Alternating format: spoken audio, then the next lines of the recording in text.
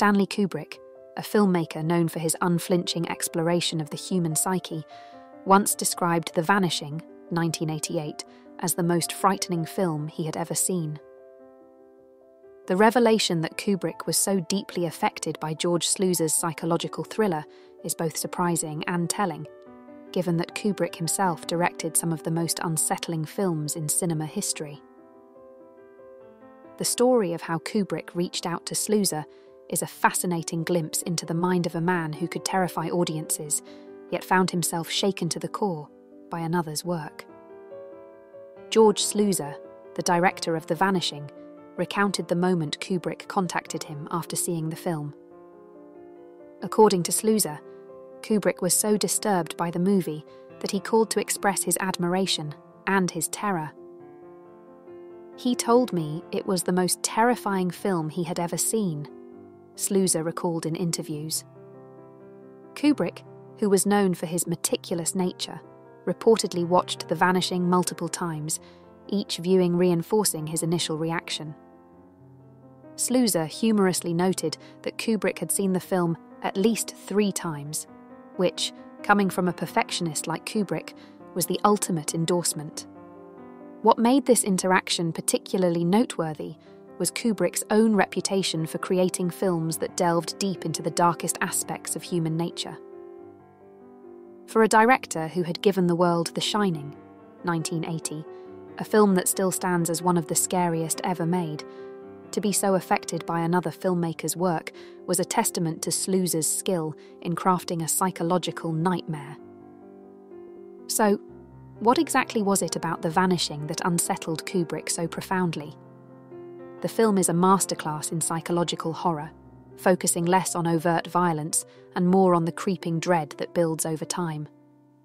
The story follows a man's obsessive search for his girlfriend, who mysteriously disappears at a gas station.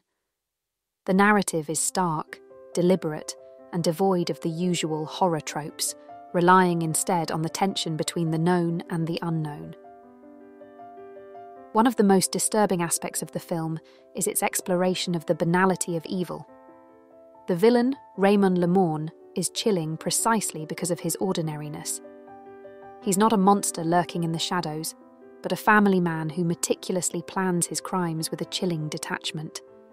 This stark portrayal of evil as something mundane and methodical is what likely struck a chord with Kubrick, who himself was fascinated by the concept of dehumanization, as seen in A Clockwork Orange 1971 and Full Metal Jacket 1987. Kubrick's own fear of flying might have also played into his reaction to The Vanishing.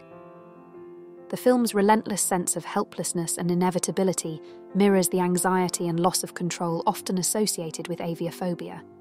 Just as a plane passenger is at the mercy of forces beyond their control, the protagonist in The Vanishing is caught in a web spun by an unseen, unfeeling antagonist. The terror lies not in what happens, but in the knowledge that it will happen, and there's nothing you can do to stop it.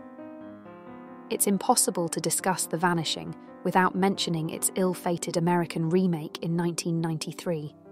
Directed by the same George Sluicer, the remake made the fatal mistake of altering the film's ending. The original film ends with a horrifying twist that leaves the audience in a state of profound unease. In contrast, the remake tacks on a more conventional Hollywood-style resolution, complete with a hero triumphing over the villain. This change not only diluted the film's impact, but also completely undermined the original's core message. Where the 1988 version was a study in the inexorable nature of fate and the dark side of human obsession, the remake became just another thriller with a neat, if forgettable, ending. It's no wonder that the remake is often cited as an example of how not to adapt foreign films for American audiences.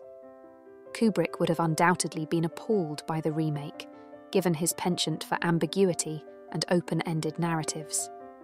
His films, much like the original The Vanishing, often leave viewers with more questions than answers, lingering in the mind long after the credits roll. The American remake's failure lies in its refusal to embrace this ambiguity, opting instead for a resolution that is as unremarkable as it is uninspired. The fact that Stanley Kubrick, a director synonymous with psychological horror, found The Vanishing to be the most terrifying film he had ever seen, speaks volumes about the power of Sluicer's work. It's a reminder that true terror doesn't always come from what's shown on screen, but from the ideas and emotions that the film evokes in its audience. Kubrick's reaction also highlights the importance of narrative integrity, something that was completely lost in the American remake of The Vanishing. In the end, Kubrick's encounter with The Vanishing is both surprising and entirely fitting. Here was a man who spent his life exploring the darkest corners of the human mind, only to find himself unnerved by a film that did the same with chilling precision.